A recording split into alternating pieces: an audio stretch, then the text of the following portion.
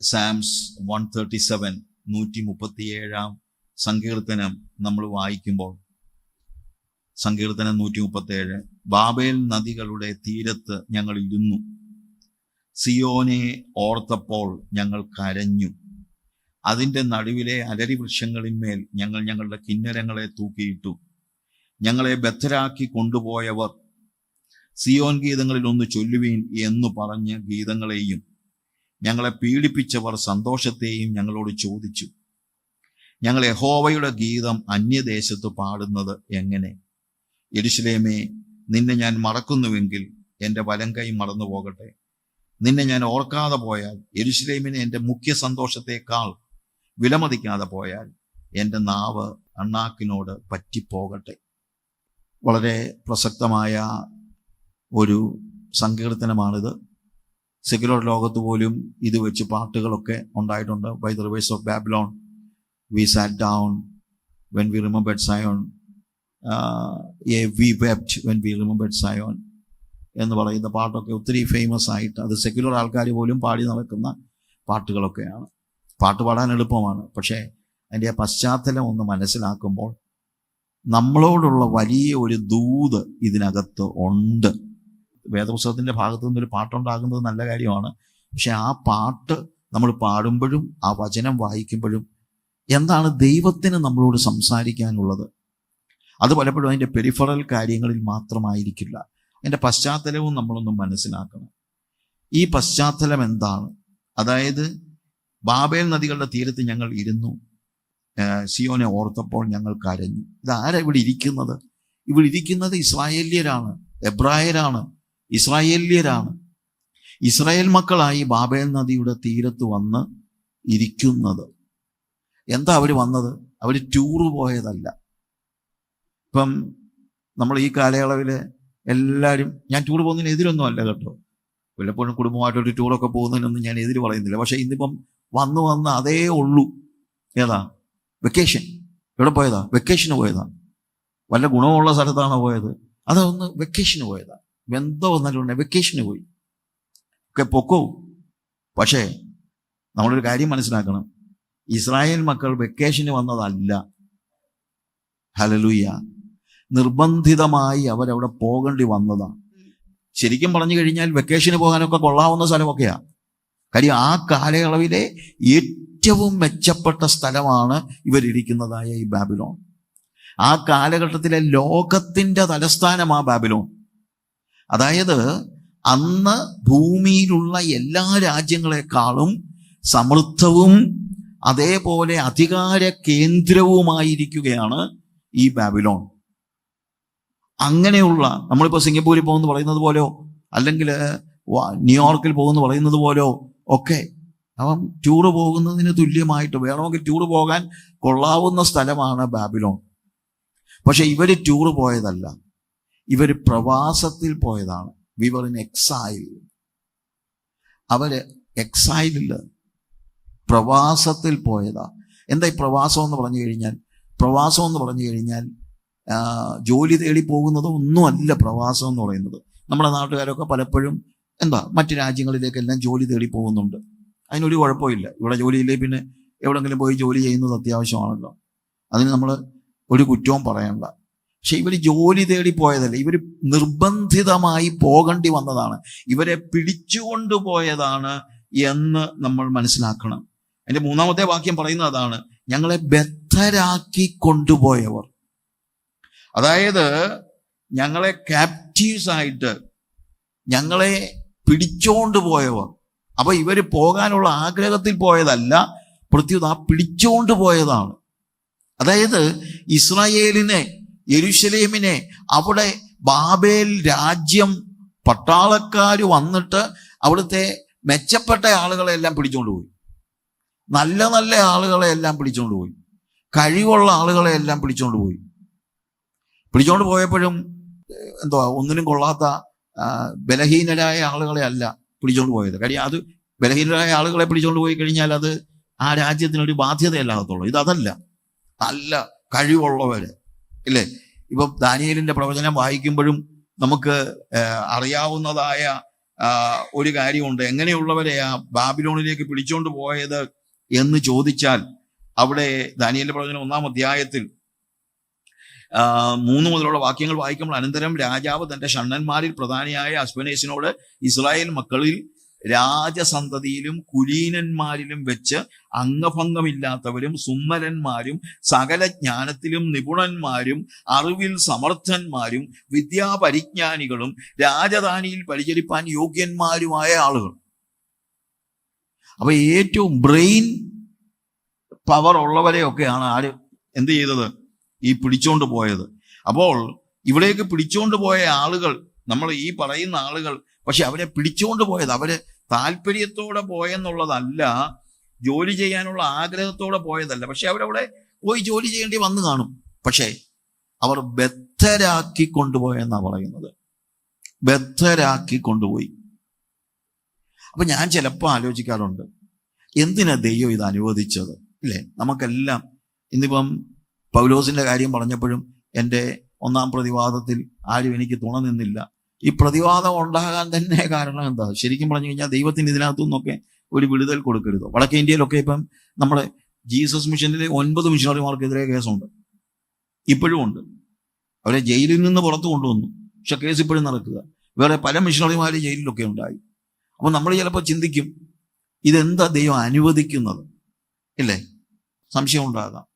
അല്ലെങ്കിൽ നമ്മളെ ഇനി അതൊക്കെ പോട്ടെ, പീഡനമൊക്കെ പോട്ടെ, നമ്മുടെ ജീവിതത്തിൽ തന്നെ ചില പ്രതിസന്ധികളൊക്കെ ഉണ്ടാകുമ്പോൾ നമ്മൾ ചിന്തിക്കും, ദൈവം എന്താണിത് അനുവദിച്ചത്? അപ്പൊ ചിലപ്പോൾ പറയും അത് ദൈവത്തിന്റെ ശിക്ഷയാണെന്ന് പറയും. ശരിയാ, ശരിക്കും പറഞ്ഞു കഴിഞ്ഞാൽ എല്ലാ പ്രതിസന്ധികളും ശിക്ഷയാണെന്ന് പറയാൻ പറ്റില്ല. പക്ഷേ ബാബേലിലേക്ക് ഇവരെ പിടിച്ചുകൊണ്ട് പോയതിനൊരു കാര്യമുണ്ട്. ബാബേലിലേക്ക് പിടിച്ചുകൊണ്ട് പോയത് തീർച്ചയായും ഇസ്രായേൽ ജനത യഥാർത്ഥത്തിൽ ദൈവത്തെ അനുഗമിക്കുന്നതിൽ നിന്ന് ചില വിട്ടുവീഴ്ചകൾ ചെയ്തപ്പോൾ ആണ് ബാബിലോണിലേക്ക് ഇവരെ പിടിച്ചുകൊണ്ട് പോയത്. അതായത് പ്രശ്നം ഉണ്ടാക്കിയവരെ മാത്രമല്ല പിടിച്ചുകൊണ്ട് പോയത്, എല്ലാവരെയും ഒന്ന് പിടിച്ചുകൊണ്ട് പോകാമായിരുന്നു. അതായത് കഴിവുള്ളവരെ എല്ലാം പിടിച്ചുകൊണ്ട് പോയി. അപ്പൊ അതിനെക്കുറിച്ച് നമുക്ക് ഒത്തിരി അറിയാം, നമുക്കറിയാമല്ലോ. അതിനു മുമ്പ് ദൈവം ഒത്തിരി പ്രവാചകന്മാരെയൊക്കെ അയച്ച് ഒത്തിരി താക്കീതുകളൊക്കെ നൽകി. നിങ്ങൾ മടങ്ങി വന്നില്ലെങ്കിൽ നിങ്ങളെ പിടിച്ചുകൊണ്ട് പോകുമെന്ന് എല്ലാ പ്രവാചകന്മാരും ആ കാലയളവിൽ പറഞ്ഞതൊക്കെയാ. അതൊക്കെ കഴിഞ്ഞിട്ടായി പിടിച്ചോണ്ട് പോയത്, അല്ലാതെ വെറുതെ പിടിച്ചോണ്ട് പോയതല്ല. പക്ഷെ വേറൊരു കാര്യമുണ്ട്, ഈ പിടിച്ചോണ്ട് പോയത് ഒരു ശിക്ഷയാണോ എന്ന് ചോദിച്ചാൽ, ശിക്ഷ എന്ന് പറയുന്നതുമായിട്ട് ബന്ധപ്പെട്ട് മറ്റൊരു വാക്കായി എനിക്ക് പറയാൻ ഇഷ്ടം. അത് ആ വാക്കിന്റെ പേര് ശിക്ഷണം എന്നാണ്. അതായത് you cannot say that it is a punishment, but it is a discipline. പനിഷ്മെന്റും ഡിസിപ്ലിനും തമ്മിൽ വ്യത്യാസമുണ്ട്. പനിഷ്മെന്റിന്റെ പ്രത്യേകത എന്നാന്ന് ചോദിച്ചു കഴിഞ്ഞാൽ, അവനെ പിന്നെ തിരിച്ചു കൊണ്ടുവരാനൊന്നും ആരും പരിശ്രമിക്കത്തില്ല, പനിഷ്മെന്റ്. പക്ഷെ ഡിസിപ്ലിൻ അതല്ല. നമ്മുടെ പിള്ളേരെ അടിക്കുന്ന എന്തിനാ? അടിച്ചു കൊല്ലാനൊന്നും അല്ല പിള്ളേരെ അടിക്കുന്നതാണോ? അതൊരു ഡിസിപ്ലിനാണ്. അതിനെ ശിക്ഷ എന്ന് പറയുന്നതിനേക്കാൾ ശിക്ഷണം എന്ന് പറയുന്നതാണ് കുറച്ചുകൂടെ കൃത്യമായ വാക്ക്. ക്രിസ്തീയ ജീവിതത്തിൽ ശിക്ഷയുണ്ട്, ശിക്ഷണമുണ്ട്. ശിക്ഷ ആർക്കാന്ന് ചോദിച്ചു കഴിഞ്ഞാൽ, മടക്കി വരുത്താൻ കഴിയാത്തവർക്കുള്ളതാണ് ശിക്ഷ. അവന്റെ കാര്യം പോക്ക, അവൻ ഏറ്റവും ഒളിയ നരകത്തിലോട്ടേ പോകത്തുള്ളൂ. പക്ഷേ ദൈവമക്കൾക്ക് ശിക്ഷ കൊടുക്കത്തില്ല, ശിക്ഷണം കൊടുക്കും. അവനെ മടക്കി വരുത്തുവാനുള്ള ഒരാഗ്രഹത്തിലൂടെ. ശിക്ഷണം കൊടുത്തിട്ട് മടങ്ങി വന്നില്ലെങ്കിൽ ചിലപ്പോൾ ശിക്ഷ വരുമായിരിക്കും. പക്ഷേ എല്ലാ ശിക്ഷണവും ശിക്ഷയല്ല. ഈ ബാബിലോണിലേക്ക് പോയ ഈ വ്യക്തികൾ, അവരുടെ ചരിത്രം നമ്മൾ പിന്നീടാണെങ്കിലും വായിച്ചു നോക്കുമ്പോൾ നമ്മൾ മനസ്സിലാക്കാൻ പറ്റുന്ന ഒരു കാര്യമുണ്ട്. അത് മറ്റൊന്നുമല്ല, ഈ പോയവരെ, പ്രത്യേകിച്ച് ഈ പാട്ടൊക്കെ പാടുന്ന 137 സങ്കീർത്തനമൊക്കെ വായിക്കുന്ന ആളുകളുണ്ടല്ലോ, അവരാരും കുറ്റക്കാരോ തെറ്റുകാരോ അല്ലെങ്കിൽ നശിച്ചു പോയവരോ നാശയോഗ്യരോ ഒന്നും അല്ല. ഇവര് ഭയങ്കരമായിട്ട് ദൈവത്തെ സ്നേഹിക്കുന്നവരാണ്, ഭയങ്കരമായിട്ട് ദൈവത്തെ സ്നേഹിക്കുന്നവരാണ്. പക്ഷേ അവരെയും പിടിച്ചുകൊണ്ട് പോയി. അപ്പോൾ ചിലപ്പോൾ ഈ ശിക്ഷണത്തിന്റെ ആകമാനമായി വരുന്ന കാര്യത്തിനകത്ത് ചിലപ്പോൾ എല്ലാവരും തെറ്റുകാരായതുകൊണ്ട്, തെറ്റുകാരെ മാത്രമല്ല ദൈവം പലപ്പോഴും ശിക്ഷണത്തിലേക്ക് പറഞ്ഞു വിടുന്നത്, അല്ലാത്തവരെയും പറഞ്ഞു വിടും. ശരിക്കും ഈ പാട്ട് പാടുന്ന ബാബേൽ നദിയുടെ തീരത്തിരിക്കുന്നതായ ഈ ഇസ്രായേൽ മക്കൾ അസാമാന്യമായ നിലയിൽ ദൈവത്തെ സ്നേഹിക്കുന്നവരാണ്. അപ്പൊ അതുകൊണ്ട് ശിക്ഷണങ്ങൾ വരുമ്പോൾ അത് ദൈവത്തിന്റെ ശിക്ഷയാണെന്നോ അതെല്ലാം നമ്മൾ തെറ്റിപ്പോയത് കൊണ്ട് മാത്രം നമുക്ക് വന്നതാണെന്നോ പറയാൻ കഴിയില്ല. പക്ഷെ ഡിസിപ്ലിൻസ് ഉണ്ട്. ആ ഡിസിപ്ലിൻസ് ഒന്നുകിൽ നമ്മളെ ചില പാഠങ്ങൾ പഠിപ്പിക്കാനായിരിക്കും, അല്ലെങ്കിൽ മറ്റുള്ളവരെ ചില പാഠങ്ങൾ പഠിപ്പിക്കാനായിരിക്കും, അല്ലെങ്കിൽ നമ്മളെ കുറച്ചുകൂടെ മൂർച്ച കൂട്ടാനായിരിക്കും. ഒരായുധമാണെങ്കിലും ഒരു വാക്കത്തി ആണെങ്കിലും നന്നായിട്ട് മുറിയണമെങ്കിൽ അതിനെ അരം കൊണ്ട് തേച്ച്, അപ്പം കത്തി ചിലപ്പം ചോദിക്കുമായിരിക്കും, ഇതെന്തോ എന്നെ ഇങ്ങനെ ഒരച്ച് ഞാൻ എന്തോ തെറ്റ് ചെയ്തിട്ടല്ല മക്കളെ, നിന്നെ കൊണ്ട് കൂടുതൽ ഉപയോഗത്തിലേക്ക് കൊണ്ടുപോകാനാ ഞാൻ നിന്നെ ഈ ഒരയ്ക്കുന്നതെന്നായിരിക്കും നമ്മൾ പറയുന്നത്. അപ്പൊ ചിലപ്പോ ഈ ശിക്ഷണത്തിലൂടെ കടന്നു പോകുന്നവരെ ദൈവം കുറെ കൂടെ ഉപയോഗിക്കുവാൻ ദൈവം അവരെ കൊണ്ടുപോകുന്നു എന്ന് നമുക്ക് ചിന്തിക്കുന്നതിനകത്ത് തെറ്റില്ല. അങ്ങനെയുള്ളവരാണ് ശരിക്കും ഈ പാട്ട് പാടുന്നത്. അന്നത്തെ ഒരു പ്രത്യേകത, പ്രത്യേകിച്ചും ഇവരെ ബാബിലോണിലേക്ക് പിടിച്ചുകൊണ്ട് പോയി. ഇവരെ പിടിച്ചുകൊണ്ട് പോയത് ആണ് ശരിക്കും ഇവർ മോഹത്തോടെ പോയവരല്ല. ശരിക്കും മോഹത്തോടെ പോകാൻ പറ്റുന്ന ഒരു സ്ഥലമാണ് ബാബിലോൺ. എന്നാന്ന് ചോദിച്ചു കഴിഞ്ഞാൽ, യെരൂശലേം എന്ന് പറയുന്നത് ഒരു സാധാരണ പട്ടണമാണ്. അവിടെ പറയുന്ന വലിയ സ്കോപ്പ്, നമ്മുടെ നാട്ടിൽ പറഞ്ഞു കഴിഞ്ഞാൽ സ്കോപ്പില്ല. ഇപ്പം നല്ല IT പിള്ളേരൊക്കെ തിരുവനന്തപുരത്തെ പണിയെടുക്കാവുന്ന വല്ലതും പറഞ്ഞാൽ നടക്കുമോ? അവർ നല്ല കാര്യം, അവർക്ക് അത്രയും പോസിബിലിറ്റി ഒന്നും നമ്മുടെ നാട്ടിൽ ഇല്ല. അതുകൊണ്ട് അവരെന്ത് ചെയ്യുന്നു? അവർ വിദേശ രാജ്യങ്ങളിലേക്ക് പോകുന്നു. അവർക്ക് കൂടുതൽ പോസിബിലിറ്റി ഉള്ള സ്ഥലത്തേക്ക് അവരെ പോകുന്നു. അത് തെറ്റൊന്നുമല്ല. പക്ഷെ വേറൊരു കാര്യമുണ്ട്, ഇവര് ഈ പറയുന്ന അത് ഭൗമികമായി ഒരു രാജ്യത്തിന്റെ കാര്യമാണ് പറയുന്നത്. പക്ഷെ ആ കാലയളവിൽ ബാബിലോണിലേക്ക് പോകാൻ പറ്റുന്നത് തന്നെ ഒരു വലിയ കാര്യമായിട്ടാണ് സാധാരണക്കാർ ചിന്തിച്ചിരുന്നത്. അതായത് തിരുവനന്തപുരത്ത് നിന്ന് ഒരുത്തനെ ഇപ്പോ IBM അതുപോലുള്ള ഏറ്റവും വലിയ ഒരു കമ്പനി വാഷിങ്ടണിലെ അവരുടെ സെൻട്രൽ ഓഫീസിൽ അതിൻ്റെ GM ആയിട്ട് കൊണ്ടുപോവുകയാണെന്ന് വെച്ചു. ഇവൻ കരയുമോ? ഇവൻ എന്താ പറയും?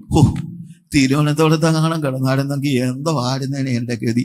ഇവിടെ വന്നതുകൊണ്ട് IBM-ന്റെ വലിയ ഉന്നത സ്ഥാനത്തേക്ക് കയറുവാൻ ദൈവം എന്നെ സഹായിച്ചു എന്നൊക്കെ പറയാൻ പറ്റുന്ന രീതിയിൽ അത്ര സമൃദ്ധമായ ഒരു രാജ്യമാണ്. തിരുവനന്തപുരത്ത് നിന്ന് വാഷിങ്ടണിൽ പോകുന്നത് പോലെയാ ശരിക്കും യെരൂശലേമിൽ നിന്ന് ബാബിലോണിൽ പോകാന്ന് പറയുന്നത്.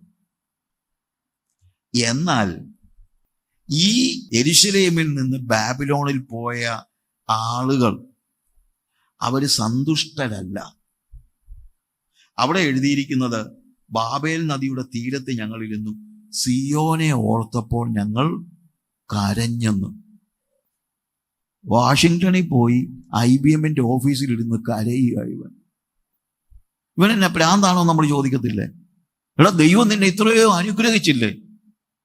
നമുക്ക് എന്തെങ്കിലുമൊക്കെ അനുഗ്രഹം കിട്ടുമ്പോഴത്തേക്ക് നമ്മൾ കർത്താവിന് നന്ദി കരയേറ്റുന്നുണ്ട്. പക്ഷെ വേറൊരു കാര്യമുണ്ട്, അവന് കരയാൻ കാര്യം എന്നറിയാമോ? യെരൂശലേമിൽ ആരാധന ഉണ്ടായിരുന്നു, ബാബിലോണിൽ ആരാധനയില്ല. ഹല്ലേലൂയ. അവൻ കരയുക. സിയോനെ ഓർത്തപ്പോൾ ഞങ്ങൾ കരഞ്ഞു. യെരൂശലേമിൽ ആരാധന ഉണ്ടായിരുന്നു, ആത്മീയത ഉണ്ടായിരുന്നു, ആത്മസന്തോഷം ഉണ്ടായിരുന്നു. ബാബിലോണിൽ സമൃദ്ധിയുണ്ട്, പക്ഷെ ആരാധനയില്ല. പ്രിയമുള്ളവരെ, അങ്ങനെ ഒരു സ്ഥലത്ത് ചെന്നപ്പോൾ അവർ സിയോനെ ഓർത്തു, സിയോനെ കുറിച്ച് ഓർത്തു. അവര് പറയുക, ഞാനിവിടെ വന്നിട്ട് എനിക്കൊരു ആരാധന കൂടാൻ പറ്റുന്നില്ലല്ലോ. തിരുവനന്തപുരത്തായിരുന്നപ്പോൾ, കുമ്പനാട്ടായിരുന്നപ്പോൾ, കടപ്പുറയായിരുന്നപ്പോൾ എന്തോ ആരാധനയായിരുന്നു. എൻ്റെ ദൈവമേ, ഇവിടെ എനിക്ക് പൈസയുണ്ട്, കാശുണ്ട്, സമൃദ്ധിയുണ്ട്, എല്ലാം ഉണ്ട്, പക്ഷെ ആരാധനയില്ലല്ലോ. അവൻ കൂടി വന്ന സഭയെ ഓർത്ത് അവൻ കരഞ്ഞു. അവൻ പറയുന്നത്, ഞാൻ ഇവിടെ അന്യനാണ്, ബാബിലോണിൽ എല്ലാ സമൃദ്ധിയുടെയും മുമ്പിൽ നിന്നുകൊണ്ട് അവൻ പറയുക, I do not belong to this place. ഞാൻ ഈ സ്ഥലത്തിന്റെ ആളല്ല. നിർബന്ധപൂർവമായിട്ട് ഞാനിവിടെ വന്നു. ഒരുപക്ഷെ ഇവിടെ ജോലി കിട്ടാഞ്ഞിട്ട് അവിടെ പോയതായിരിക്കും, ഒക്കെ ആയിക്കോട്ടെ. പക്ഷെ വേറൊരു കാര്യമുണ്ട്, അവന്റെ ഹൃദയത്തിൽ ഗൃഹാതുരത്വം എന്ന് പറഞ്ഞൊരു വാക്ക് മലയാളത്തിലുണ്ട്. വീടിനെ കുറിച്ചുള്ള വലിയൊരു മനോഭാവം. അവൻ പറയുക, എൻ്റെ സഭ. അവൻ സഭയെ ഓർത്ത് കരയുക, അവന്റെ ആരാധനയെ ഓർത്ത് കരയുകയാണ്. പ്രിയമുള്ളവരെ, നമ്മുടെ കുഞ്ഞുങ്ങൾ ലോകത്തിന്റെ വിവിധ സ്ഥലങ്ങളിൽ പോകുന്നു. വിവിധ സ്ഥലങ്ങളിൽ പോകുമ്പോൾ അതിന് ഞാൻ നല്ല കാര്യം നമ്മുടെ പിള്ളേർക്കെല്ലാം ഇവിടെ ജീവിക്കാനുള്ള സാഹചര്യവും മറ്റുള്ള കാര്യങ്ങളും ഇല്ല, അവർ പൊക്കോട്ടെ. പക്ഷേ അവർ കൂടി വന്ന് ആരാധിച്ച സഭയെക്കുറിച്ച് അവർക്കൊരു ഗൃഹാതുരത്വമുണ്ട്. അയ്യോ, NLAG വന്നുകൊണ്ടിരുന്ന സമയത്ത് എന്തൊരു ആരാധനയായിരുന്നു, ഒരു ഗൃഹാതുരത്വം. അതിനെക്കുറിച്ചുള്ള അത് നമ്മുടെ, അതായത് അത് നമ്മുടെ സഭയുടെ ഒരു ഞാൻ പറയട്ടെ, ഇത് സഭയോടുള്ള ഒരു ദൂതാണ്. നിങ്ങളുടെ ഇവിടുത്തെ കുഞ്ഞുങ്ങൾ, ഈ സഭ മാത്രമല്ല ഞാൻ ഉദ്ദേശിക്കുന്നത്, നമ്മുടെ സഭകൾ, നമ്മുടെ കുഞ്ഞുങ്ങൾ ലോകത്തിൽ എവിടെ പോയാലും നമ്മുടെ സഭയെക്കുറിച്ച് ഓർക്കുന്നവരായിരിക്കണം. അതിനെക്കുറിച്ചുള്ള ഒരു വലിയ my church how great it was. എൻ്റെ സഭ എന്തൊരു അനുഗ്രഹമായിരുന്നു. അത് ബാബിലോണിൽ ചെല്ലുമ്പോഴും ഓർക്കണമെങ്കിൽ അങ്ങനെയുള്ള ആത്മീയ അനുഭവം സഭയിൽ നമ്മൾ കൊടുക്കണം. ഹല്ലേലൂയ. നമ്മുടെ സഭയിലെ കുഞ്ഞുങ്ങൾക്കൊക്കെ അവർ ലോകത്തിൽ എവിടെ പോയാലും, അവർ വാഷിങ്ടണിൽ പോയാലും, അവർ യൂറോപ്പിൽ പോയാലും, അവർ ഗൾഫിൽ പോയാലും, അവർ ഓസ്ട്രേലിയയിൽ പോയാലും പൊക്കോട്ടെ, പക്ഷെ അവിടെ എല്ലാം ചെല്ലുമ്പോൾ അവർക്ക് നമ്മുടെ സഭയെക്കുറിച്ച് ചിലത് ഓർക്കാൻ കാണണം. അങ്ങനെയുള്ള ആത്മീക അനുഭവത്തിൽ നമ്മുടെ കുഞ്ഞുങ്ങൾ വളരണം. അത് നമ്മുടെ സഭയുടെ ഉത്തരവാദിത്വമാണ്. നമ്മുടെ സഭയ്ക്ക് അത് അവരുടെ മനസ്സിൽ നിന്ന് സഭ പോകാൻ പാടില്ല. പലപ്പോഴും ഉണ്ടാകുന്നത് നമ്മുടെ സഭയിൽ നമ്മുടെ കുഞ്ഞുങ്ങളെ അതുപോലെ കരുതി വളർത്താത്തത് കൊണ്ട് ഇവിടുന്ന് പോയി കഴിഞ്ഞാൽ പിന്നെ ഈ സഭയെക്കുറിച്ച് ഒരു ചിന്ത പോലും പല പിള്ളേർക്കും ഇല്ല. അത് പിള്ളേരുടെ കുറ്റമല്ല, അത് നമ്മുടെ കുറ്റമാണ്. കാര്യം, ഓർക്കാനുള്ളത് നമ്മൾ അവർക്ക് കൊടുത്തിട്ടുണ്ടോ? അത് നമ്മളോട് ചോദിക്കണം. നമ്മുടെ കുഞ്ഞുങ്ങൾക്ക് ആത്മീയമായി ഓർക്കാനുള്ളത് നമ്മൾ അവർക്ക് കൊടുത്തിട്ടുണ്ടോ? നമ്മുടെ കുഞ്ഞുങ്ങൾക്ക് ആത്മീകമായി ഓർക്കാനുള്ളത് നമ്മുടെ വീട്ടിൽ കൊടുത്തിട്ടുണ്ടോ? ഇല്ലെങ്കിൽ ഒരു പക്ഷേ അവർ കൂട്ടുകൂടി അവിടെയൊക്കെ ചെല്ലുമ്പോൾ അവരുടെ കൂട്ടുകാരവരെ സ്വാധീനിച്ചേക്കും. എന്നാൽ ഈ ഇരിക്കുന്ന വ്യക്തികൾ അവരിപ്പോൾ ബാബിലോണിലാണ്. അവർക്ക് ജോലിയുണ്ട്, അവർക്ക് സമ്പത്തുണ്ട്, അവർക്ക് കാര്യങ്ങളുണ്ട്, എല്ലാം ഉണ്ട്. പക്ഷേ അവിടെ എഴുതിയിരിക്കുന്നത്, സിയോനെ ഓർത്തപ്പോൾ ഞങ്ങൾ കരഞ്ഞു. അവർക്ക് ഓർക്കാൻ സിയോനുണ്ട്. നമ്മുടെ കുഞ്ഞുങ്ങൾക്ക് ഓർക്കാൻ ആത്മീയത കൊടുക്കാൻ. സഭയുടെ കാര്യം മാത്രമല്ല ഞാൻ പറയുന്നത്, നമ്മുടെ ഭവനം, നമ്മുടെ കുഞ്ഞുങ്ങൾ നമ്മളെയൊക്കെ ഇട്ടേച്ച് മറ്റു രാജ്യങ്ങളിലേക്ക് പോകേണ്ടി വരും. ഇന്നത്തെ സാഹചര്യമാണ്. പിടിച്ചുകൊണ്ട് പോയില്ലെങ്കിലും അതേ ഉള്ളു മാർഗം. അങ്ങനെ ഒരു സാഹചര്യത്തിൽ അവിടെ ചെല്ലുമ്പോഴും, എൻ്റെ വീട്ടിൽ ഞാൻ അനുഭവിച്ച ഞങ്ങളുടെ കുടുംബ പ്രാർത്ഥന, നമ്മുടെ കുടുംബ പ്രാർത്ഥനയെക്കുറിച്ചൊരു ഗൃഹാതുരത്വം. പഠിക്കാൻ പോകുന്ന, അവിടെ ജോലിക്ക് പോകുന്നത് പോട്ടെ, പഠിക്കാൻ പോകുന്ന കുഞ്ഞുങ്ങൾക്ക് അവർ ഹോസ്റ്റലിൽ താമസിക്കുമ്പോൾ, എൻ്റെ വീട്ടിലായിരുന്നെങ്കിൽ വൈകുന്നേരം 7 മണിയാകുമ്പോൾ അല്ലെങ്കിൽ വൈകുന്നേരം 8 മണിയാകുമ്പോൾ ഞങ്ങൾ പപ്പായും മമ്മിയും കുഞ്ഞുങ്ങളും ഒരുമിച്ചിരുന്ന് പ്രാർത്ഥിക്കുമായിരുന്നു. ഇവിടെ എൻ്റെ കൂട്ടുകാരൊക്കെ അവിശ്വാസികളാ, എനിക്കൊരു കൂട്ടായ്മയില്ലല്ലോ എന്ന് പറഞ്ഞ് കരയുന്നെന്ന് പറഞ്ഞു കഴിഞ്ഞാൽ കണ്ണീരൊലിപ്പിക്കുന്നതല്ല, എന്ന് ഹൃദയത്തിൽ വിങ്ങിപ്പൊട്ടുന്ന കുഞ്ഞുങ്ങൾ നമുക്കുണ്ടോ? ഉണ്ടാകണമെങ്കിൽ അത് നമ്മൾ വീട്ടിൽ കൊടുക്കണം. പല വീട്ടിലും കുടുംബ പ്രാർത്ഥന പോലും ഇല്ല. നമ്മുടെ കുഞ്ഞുങ്ങൾ ലോകത്തിൽ എവിടെ പോയാലും സിയോനെ ഓർക്കുമ്പോൾ കരയുന്നതായ ഒരു അനുഭവം. അവർക്ക് ഓർക്കാൻ ചിലത് കൊടുക്കണം. നമ്മുടെ സഭ അവർക്ക് ഓർക്കാൻ ചിലത് കൊടുക്കണം. അതാ ഇന്ന് എനിക്ക് ഓർപ്പിക്കാനുള്ള ഒരു കാര്യം. അങ്ങനെ പോയവരിൽ ഒരാളാണ് നെഹെമ്യാവ്. ഇതുപോലെ ബാബേലിൽ പ്രവാസത്തിൽ പോകേണ്ടി വന്ന വ്യക്തിയാണ് നെഹെമ്യാവ്. പ്രവാസത്തിൽ പോകേണ്ടി വന്നവരാണ് ദാനിയേൽ, മിശായേൽ, അസറിയ, എല്ലാവരും ഹനനയ, മിശായേൽ, അസറയ, ഡാനിയേൽ ഇവരൊക്കെ പ്രവാസത്തിൽ പോകേണ്ടി വന്നവരാ. അവര് പോയി വലിയ ഉന്നതമായ അവസ്ഥകളിലേക്ക് പോയപ്പോഴും അവർക്ക് വ്യത്യാസമൊന്നും ഉണ്ടായില്ല. രാജാവിൻ്റെ കൊട്ടാരത്തിൽ രാജാവിൻ്റെ മേശയെന്ന് ഭക്ഷണവും കഴിച്ചോ വീഞ്ഞും കുടിച്ചോ എന്ന് പറഞ്ഞ് രാജകൊട്ടാരം, അവരുടെ ഹോസ്റ്റൽ രാജകൊട്ടാരമായിരുന്നു. എന്നിട്ട് അവർക്ക് അതിനകത്ത് സന്തോഷിക്കാൻ പറ്റിയില്ല. ദാനിയേൽ പറഞ്ഞില്ല, ഞങ്ങളുടെ നാട്ടിലാണെങ്കിൽ വീഞ്ഞിനൊക്കെ എന്നാ വിലയാ, ഞങ്ങളുടെ നാട്ടിലാണെങ്കിൽ ആഹാരം കഴിക്കണമെങ്കിൽ ഇങ്ങനത്തെ ആഹാരം വല്ലതും അവിടെ കിട്ടിയിട്ടുണ്ടോ, ഇവിടെ വന്നതിന് ശേഷമാ അമേരിക്കൻ ചോപ്സിയൊക്കെ ഞാൻ കഴിക്കുന്നത്, നാട്ടിലാണെങ്കിൽ എന്നാ വിലയാ എന്ന് പറഞ്ഞിട്ടുണ്ടോ? അവർ പറയുന്നത് ഭക്ഷണത്തിൻ്റെ കാര്യമല്ല, രാജാവ് കഴിക്കുന്ന ഭോജനം കൊണ്ടും. കാര്യം അത് വിഗ്രഹാർപ്പിതമാണെന്നുള്ളത് ദാനിയേലിന് അറിയാം. അവൻ കുടിക്കുന്ന വീഞ്ഞുകൊണ്ടും തന്നെ അശുദ്ധമാക്കയില്ല എന്ന് ദാനിയേൽ ഹൃദയത്തിൽ നിശ്ചയിച്ചു. കാര്യം എന്താ? അവൻ്റെ വീട്ടിൽ നിന്ന്, അവൻ്റെ നാട്ടിൽ നിന്ന് കിട്ടിയ ആത്മീയതയാണ് അവിടെ വെളിപ്പെടുന്നത്. യെരുശലേമിൽ ഉണ്ടായിരുന്നപ്പോൾ കിട്ടിയ ആത്മീയതയാണ് നെഹെമ്യാവിന്റെ ജീവിതത്തിലും അതുപോലെയാ. യെരുശലേമിൽ നിന്ന് കിട്ടിയ ആത്മീയത എന്ന് തന്നെയല്ല. നെഹെമ്യാവിന്റെ പുസ്തകം നമ്മൾ വായിക്കുമ്പോൾ അവിടെ അതിൻ്റെ 1-ാമത്തെ അധ്യായം മുതൽ വായിക്കുമ്പോൾ ഈ രാജകൊട്ടാരത്തിൽ രാജാവിൻ്റെ പാനപാത്രവാഹകനായി, ഈ പാനപാത്രവാഹകൻ എന്ന് പറയുമ്പോൾ നമ്മൾ ചിന്തിക്കുന്നത് കുടിക്കാൻ തന്നെ ഇച്ചിരി വെള്ളം എടുത്ത് കൊടുക്കുന്ന ആള് എന്നുള്ള ഒരു അർത്ഥത്തിലാണ്. അങ്ങനെയല്ല. ശരിക്കും പറഞ്ഞു കഴിഞ്ഞാൽ ആ കാലഘട്ടത്തിൽ വെച്ച് നോക്കിക്കഴിഞ്ഞാൽ ഒരു രാജാവ് പാനപാത്രവാഹകനെ ആക്കുന്നത് എന്തിനാണെന്നറിയാമോ? ഒരു പക്ഷേ രാജാവ് വളരെ പ്രധാനപ്പെട്ട കാര്യങ്ങൾ ആരുമായിട്ടെങ്കിലും ഡിസ്കസ് ചെയ്യുകയായിരിക്കും. ഒരു പക്ഷേ ഒരു വിദേശ രാജ്യത്തിൻ്റെ പ്രതിനിധിയുമായി, അവിടുത്തെ രാജാവുമായി ചില കാര്യങ്ങൾ ഡിസ്കസ് ചെയ്യായിരിക്കും. അപ്പോൾ സാധാരണ മന്ത്രിമാർക്ക് ചെന്നിട്ട് രാജാവേ അത് ശരിയല്ല, അത് ഒപ്പുവെക്കരുത് എന്നൊന്നും പറയാൻ അവർക്ക് പറ്റില്ല. പക്ഷേ അതേപോലെ മന്ത്രിമാരെക്കാൾ ഉന്നതമായ വിദ്യാഭ്യാസമുള്ള, വിജ്ഞാനമുള്ള, രാജഭക്തിയുള്ള ആളുകളെ രാജാവ് പാനപാത്രവാഹകനാക്കും. എന്തിനാണെന്നറിയാമോ? രാജാവ് എന്തെങ്കിലും ഒരു തീരുമാനം രാജാവിൻ്റെ തെറ്റാണെന്ന് കാണാൻ തോന്നിയാൽ ഉടനെ പാനപാത്രവാഹകൻ ഇച്ചിരി വീഞ്ഞു എടുത്തുകൊണ്ട് ചെല്ലും. രാജാവേ ഇതാ കുടിച്ചാട്ടെ എന്ന് പറഞ്ഞ് അടുത്ത് കൊണ്ട് കുടിക്കാൻ കൊടുക്കുമ്പോൾ പറയും, രാജാവേ ഒപ്പുവെക്കരുത് കേട്ടോ, ഇത് കണിയാ. അങ്ങനെ രാജാവിൻ്റെ ഉപദേശകനാണ് പാനപാത്രവാഹകൻ. ചിലപ്പോൾ ചിന്തയുണ്ട് നെഹെമ്യാ എന്ന് പറഞ്ഞു കഴിഞ്ഞാൽ രാജാവിന് വെള്ളം എടുത്തു കൊടുക്കുന്ന ആളായിരുന്നു. അല്ല, രാജാവിൻ്റെ ഉപദേശകനാണ് നെഹെമ്യാ. പക്ഷേ ആ നെഹെമ്യാവിൻ്റെ മനസ്സിൽ യെരുശലേമിൽ ഞാൻ എന്തോ ആയിരുന്നു, ദൈവം എന്നോട് കരുണ കാണിച്ചു, എന്നെ ഇപ്പം ബാബേലിലേക്ക് കൊണ്ടുവന്നു, രാജകൊട്ടാരത്തിലാണ് ഞാൻ ജീവിക്കുന്നത്, ഞാൻ പറയുന്നത് കേട്ട രാജാവ് പോലും തീരുമാനമെടുക്കുന്നതെന്ന് പറഞ്ഞ് നെഞ്ചും വിരിച്ച് നടക്കുകയല്ല.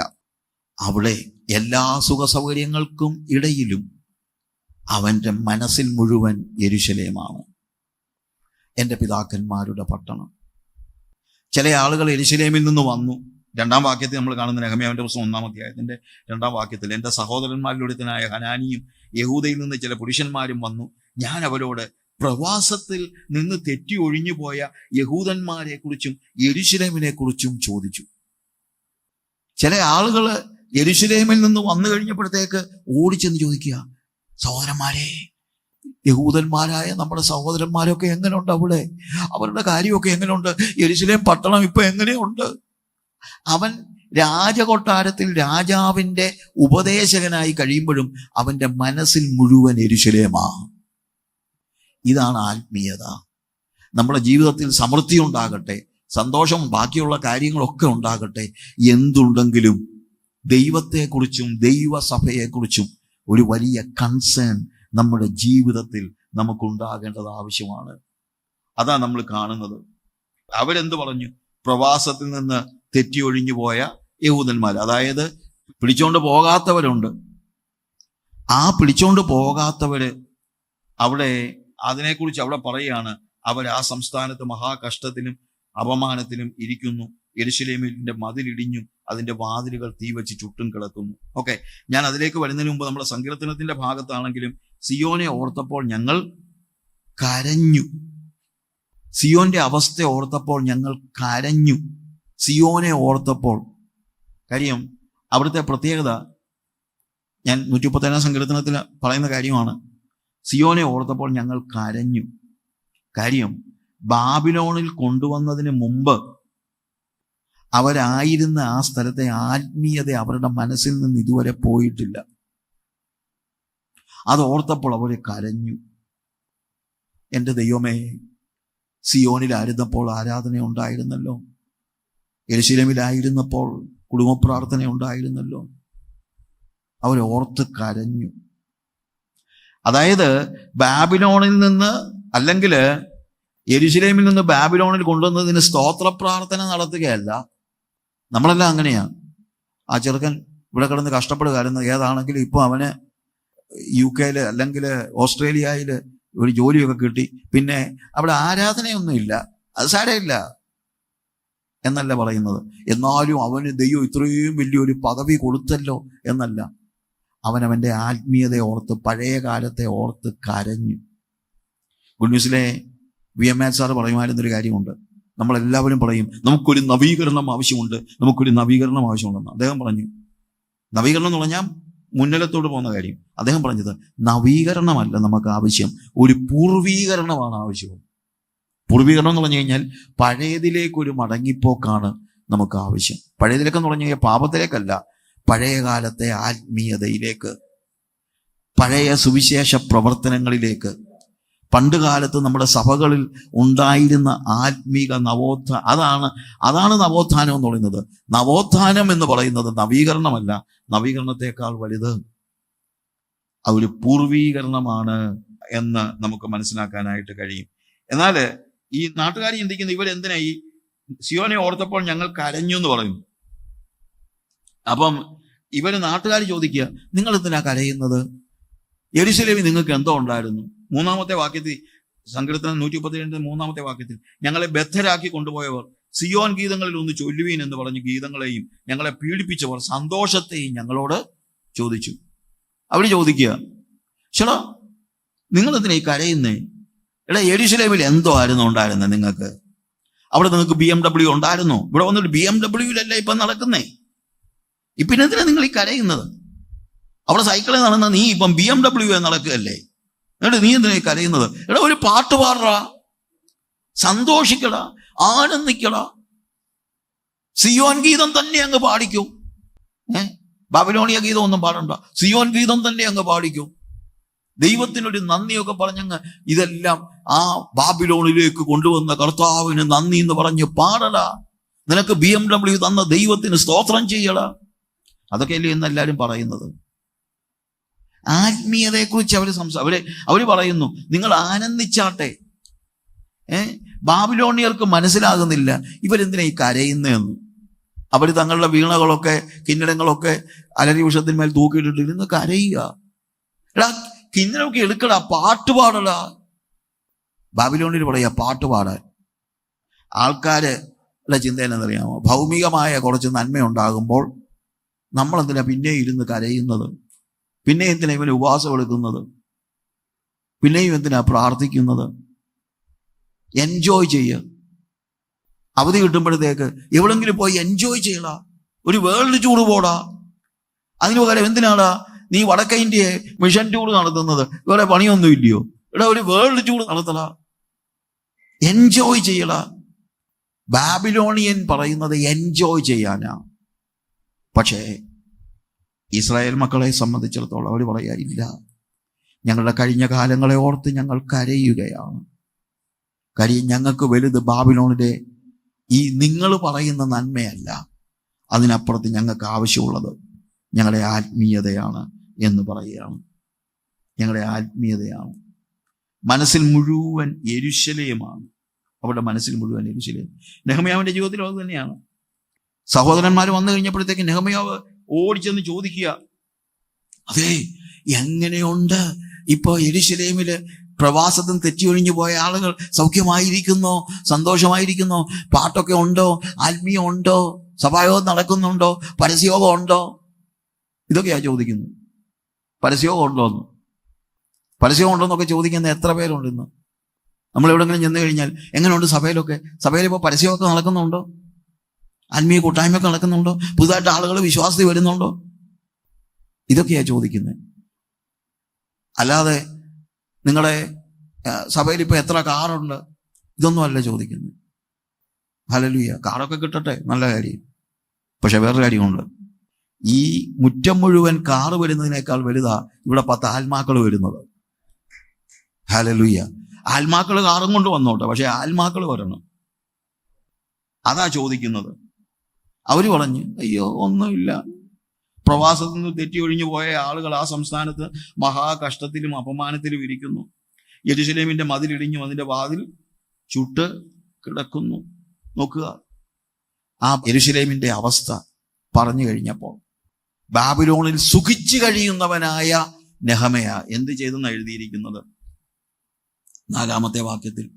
ഈ വർത്തമാനം കേട്ടപ്പോൾ ഞാൻ ഇരുന്ന് കരഞ്ഞു. ദൈവസഭയുടെ അപജയത്തെ ഓർത്ത് കരയുന്ന നെഹെമ്യാവ്. നെഹെമ്യാവിന് സ്വന്തം കാര്യം നോക്കിയാൽ ഒന്നും കരയാനില്ല, സന്തോഷിക്കാനേ ഉള്ളൂ. ദൈവം വലിയ അത്ഭുതമായിട്ട് എന്നെ നടത്തി. കഴിഞ്ഞ കാലങ്ങളിൽ എനിക്കൊന്നും ഇല്ലാത്തവനായിരുന്നു, എനിക്ക് കർത്താവ് BMW തന്നെന്ന് പറഞ്ഞ് ആഘോഷിക്കുകയല്ല. യെരൂശലേമിനെ ഓർത്ത് അവൻ കരഞ്ഞു, സഭയെ ഓർത്ത് കരഞ്ഞു. സഭയുടെ ഇപ്പോഴത്തെ അവസ്ഥ ഓർത്ത് കുറെ നാൾ ദുഃഖിച്ചും ഉപവസിച്ചും കൊണ്ട് സ്വർഗത്തിലെ ദൈവത്തോട് പ്രാർത്ഥിച്ചു പറഞ്ഞത് എന്തെന്നാൽ, ദൈവസഭയുടെ അപജയത്തെ ഓർക്കുമ്പോൾ ഇവിടെ 4 കാര്യങ്ങളാ അവിടെ പറയുന്നത്. 1, ഞാൻ കരഞ്ഞു. 2, ഞാൻ ദുഃഖിച്ചു. ഞാൻ ഉപവസിച്ചു. ഞാൻ പ്രാർത്ഥിച്ചു.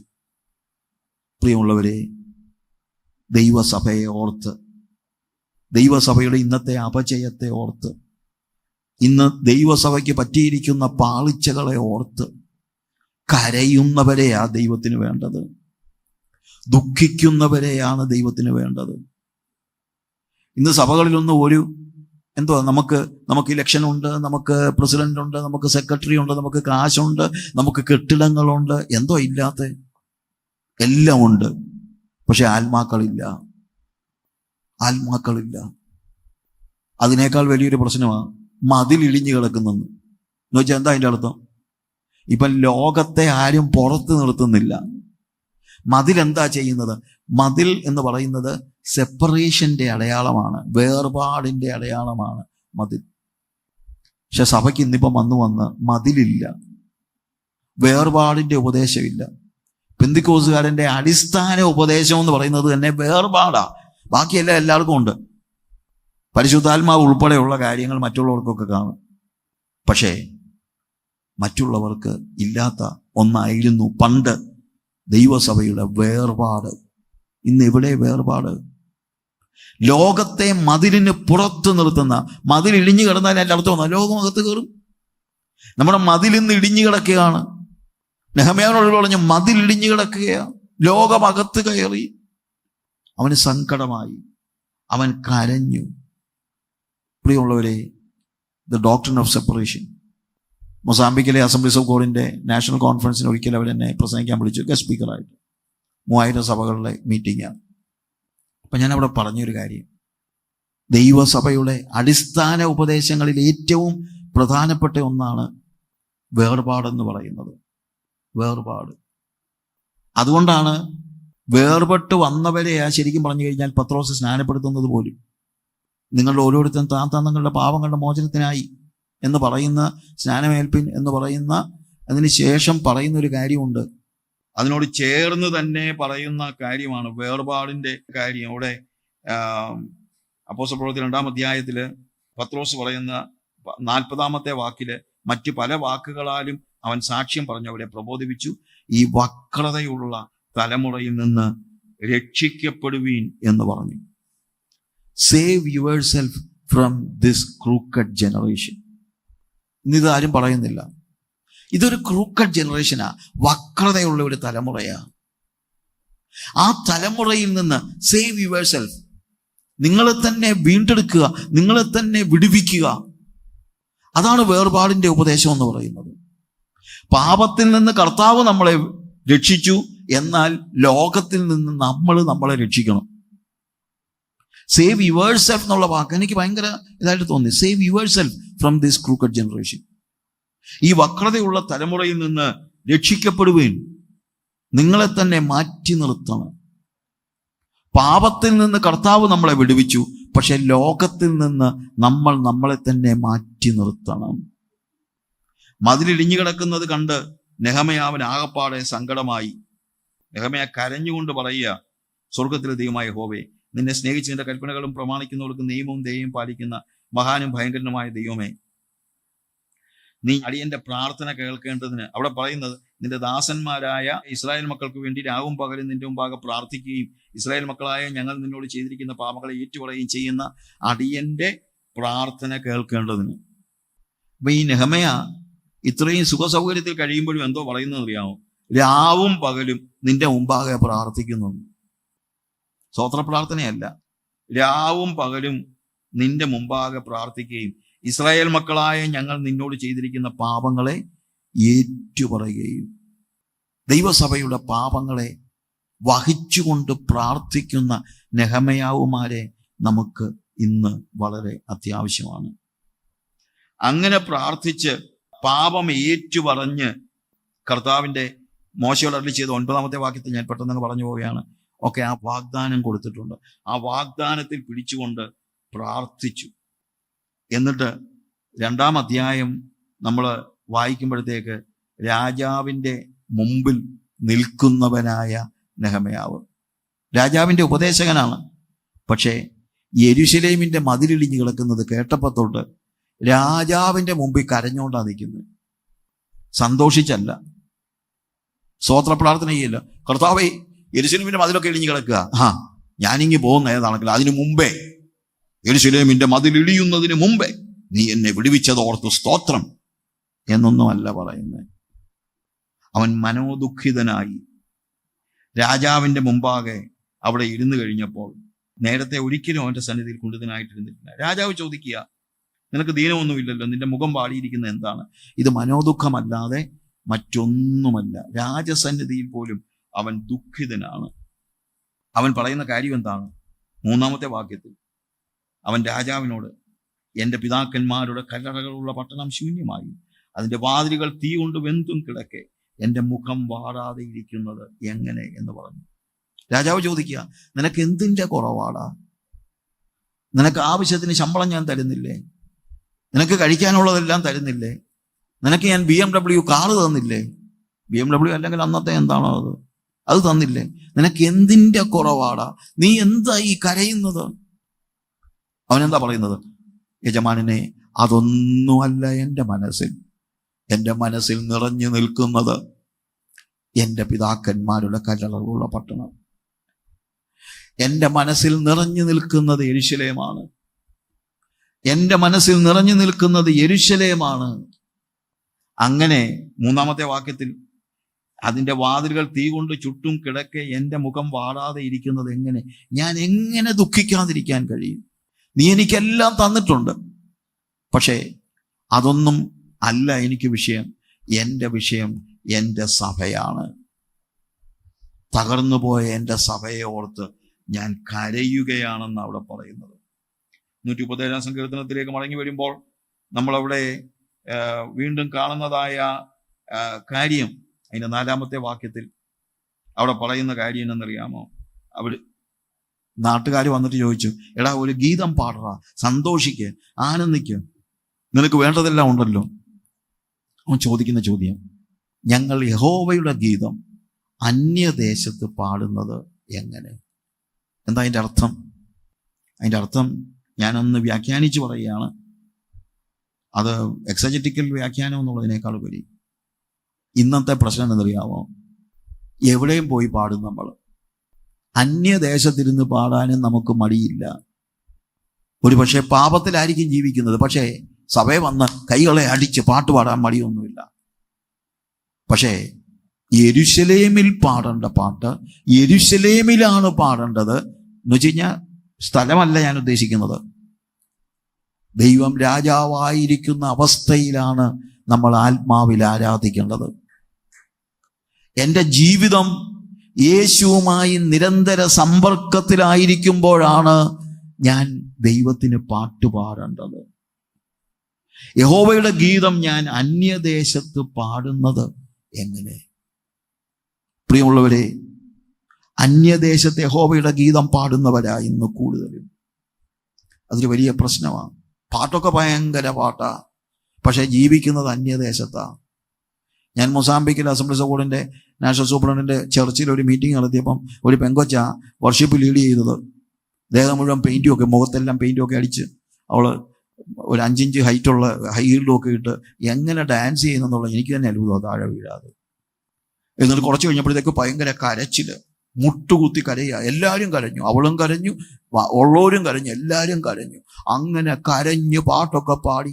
അത് കഴിഞ്ഞ് ഞാൻ പ്രസംഗിച്ച് കഴിഞ്ഞിട്ട് ഇറങ്ങിയപ്പോൾ എൻ്റെ അടുത്ത് വന്നിട്ട് ഈ കൊച്ചു വന്നിട്ട് പറയുക, pastor please pray for me. ഞാൻ ചോദിച്ചു, for what? Please pray that I may get a husband. ഒരു ഭർത്താവിനെ കിട്ടാൻ പ്രാർത്ഥിക്കണം. ഞാൻ ചോദിച്ചു, ആർ യു നോട്ട് മാരീഡ്? കല്യാണം കഴിച്ചതല്ലേ? Yes, I'm married. ഞാൻ കല്യാണം കഴിച്ചതാ, പക്ഷെ എനിക്ക് അവനെ ഇഷ്ടമില്ല, അതുകൊണ്ട് വേറൊരു ഭർത്താവിനെ കിട്ടാൻ പ്രാർത്ഥിക്കണം. Worship leader. യഹോവയുടെ ഗീതം അന്യദേശത്ത് പാടുന്നവർ മാത്രമല്ല, പ്രസംഗിക്കുന്നവരും ഉണ്ട്. ഇവിടെ നിന്ന് പ്രസംഗിക്കും, പക്ഷേ താമസം അന്യദേശത്താ. ഇല്ല, യഹോവയുടെ ഗീതം അന്യദേശത്ത് പാടാനായിട്ട് പാടില്ല. ഞങ്ങളുടെ യഹോവയുടെ ഗീതം അന്യദേശത്ത് പാടുന്നത് എങ്ങനെ? സങ്കീർത്തനക്കാരൻ പറയാണ്, എൻ്റെ മനസ്സ് മുഴുവൻ യെരൂശലേമാണ്, വേറെ ഒന്നുമില്ല. ബാബിലോൺ എൻ്റെ മനസ്സിൽ കയറിയിട്ടില്ല. എന്നിട്ട് പറയാ, യെരൂശലേമേ നിന്നെ ഞാൻ മറക്കുന്നുവെങ്കിൽ എൻ്റെ വലം കൈ മറന്നു പോകട്ടെ. എൻ്റെ ഏറ്റവും വലിയ കൺസേൺ യെരൂശലേമാണ്. നമ്മുടെ ജീവിതത്തിൽ നമ്മുടെ ഏറ്റവും വലിയ കൺസേൺ എന്താണ്? ഒന്നാമത് ദൈവമാണ്, അതിന് സംശയമൊന്നുമില്ല. ദൈവം കഴിഞ്ഞാൽ എൻ്റെ ഏറ്റവും വലിയ കൺസേൺ ദൈവസഭയാണ്. ഹല്ലേലൂയ. യെരൂശലേമാണ് എൻ്റെ ഏറ്റവും വലിയ കൺസേൺ. ദൈവത്തിലാണ് നമ്മൾ രസിക്കേണ്ടത്. നമ്മൾ 37 സങ്കീർത്തനത്തിന്റെ 4-ാം വാക്യത്തിൽ കാണുന്നുണ്ട്, യഹോവയിൽ തന്നെ രസിച്ചുകൊള്ളുക. Yes, we need to delight in the Lord. അത് ശരിയാണ്. പക്ഷേ ദൈവത്തിൽ ഞാൻ സന്തോഷിക്കുന്നത് പോലെ എൻ്റെ സന്തോഷം ദൈവസഭയായിരിക്കണം. ദൈവസഭയുടെ ഒരു പ്രത്യേകത, നമ്മളെല്ലാം ദൈവം ഇൻഡിവിജ്വലായിട്ടാണ് വിളിച്ചത്, വ്യക്തിപരമായി വിളിച്ചതാ. പക്ഷെ വിളിച്ചാക്കിയിരിക്കുന്നത് ഒരു സഭയിലാണ്. അതുകൊണ്ട് ചിലർക്ക് സഭാബന്ധം ഒന്നുമില്ല. അത് ഞാൻ ആരാധിക്കുന്നുണ്ട്. എവിടെ? അത് ഞാൻ വീട്ടിൽ ആരാധിക്കുന്നുണ്ട്. എപ്പോഴും അത് എനിക്ക് സമയം കിട്ടുമ്പോൾ ഞാൻ ആരാധിക്കുന്നുണ്ട്. അല്ല, you need to see that you are linked with a church. ആ സഭയെക്കുറിച്ചുള്ള വലിയ കൺസേൺ വേണം. എൻ്റെ സഭയെക്കുറിച്ച് എനിക്ക് വലിയ കൺസേൺ വേണം. എന്നോട് പറയുന്നത്, യെരൂശലേമിനെ എൻ്റെ മുഖ്യ സന്തോഷത്തെക്കാൾ വിലമതിക്കാതെ പോയാൽ, മുഖ്യ സന്തോഷം, ചീഫസ്റ്റ് ജോയ് എന്നുള്ളതാണ് മുഖ്യ സന്തോഷം. എൻ്റെ മുഖ്യ സന്തോഷം എന്താ? ദൈവം, ദൈവസഭ. അങ്ങനെ വരുമ്പോഴാണ് ഞാൻ അന്യദേശത്ത് പാട്ട് പാടാത്തത്. അന്യദേശത്ത് ഞാൻ പറയുന്നത്, നിങ്ങൾ സഭയെ വന്നേ പാട്ട് പാടാവെന്നല്ല. നിങ്ങൾ വഴിയിൽ നിന്ന് പാട്ട് പാടിയാലും അപ്പോഴും നിങ്ങൾ ദൈവത്തിൻ്റെ കൂട്ടായ്മയിലായിരിക്കണം. പാട്ട് പാടുന്നത് എപ്പോൾ വേണമെങ്കിലും പാടാം, എവിടെ വേണമെങ്കിലും പാടാം. പക്ഷെ വേറൊരു കാര്യമുണ്ട്. What is your chiefest joy? നിങ്ങളെ സന്തോഷിപ്പിക്കുന്നത് എന്താണ്? ദൈവവും ദൈവസഭയും. ഞാൻ എൻ്റെ വാക്കുകളെ അവസാനിപ്പിക്കുകയാണ് പ്രിയമുള്ളവരെ. ഇന്ന് പകലിൽ നമ്മൾ യഹോവയുടെ ഗീതം അന്യദേശത്ത് പാടരുത്. ഹല്ലേലൂയ. യെരൂശലേമിനെ ഓർത്തപ്പോൾ ഞങ്ങൾ കരഞ്ഞു. ബാബിലോണിലെ സന്തോഷമൊക്കെ നിങ്ങൾ അനുഭവിച്ചോ? ദാനിയേൽ, ഹനനയ, മിശായേൽ, അസറയ ഇവരെല്ലാവരും രാജകൊട്ടാരത്തിലെ ജോലിക്കാരും എല്ലാ തരത്തിലും അവിടുന്ന് കഴിക്കുന്നവരും കുടിക്കുന്നവരും ഒക്കെയാ. നമ്മുടെ കുഞ്ഞുങ്ങളൊക്കെ പോയി ജോലി ചെയ്യട്ടെ, അതിനൊന്നും ഞാൻ എതിര് പറയല്ല. പക്ഷെ വേറൊരു കാര്യമുണ്ട്, അവരിവിടുന്ന് പോകുമ്പോൾ തന്നെ ദൈവത്തെക്കുറിച്ചും ദൈവസഭയെക്കുറിച്ചുമുള്ള വലിയ ബോധ്യത്തോടുകൂടെ പോകണം. അവർ ലോകത്തിൽ എവിടെ പോയാലും, അവർ ലോകത്തിൽ ആരായാലും, ഏത് കമ്പനിയുടെ CEO ആയാലും, ഏത് വണ്ടി അവർക്ക് കിട്ടിയാലും, അവരുടെ മനസ്സിൽ നിന്ന് ദൈവവും ദൈവസഭയും ഇല്ലാതെയായി പോകരുത്. ബാബിലോണിന്റെ തീരത്തിരുന്ന് കരയുന്ന ഈ മക്കൾ, അവർക്ക് ബാബിലോണിലെല്ലാം ഉണ്ടായിരുന്നു. പക്ഷെ അവർ പറഞ്ഞു, ഇതല്ല ഞങ്ങളെ സന്തോഷിപ്പിക്കുന്നത്. ഞങ്ങളുടെ മുഖ്യ സന്തോഷം യെരൂശലേമാണ്, ദൈവമാണ്, ദൈവസഭയാണ്. ദൈവമായ കർത്താവ് നിങ്ങളെ സഹായിക്കുമാറാകട്ടെ. ആമേൻ.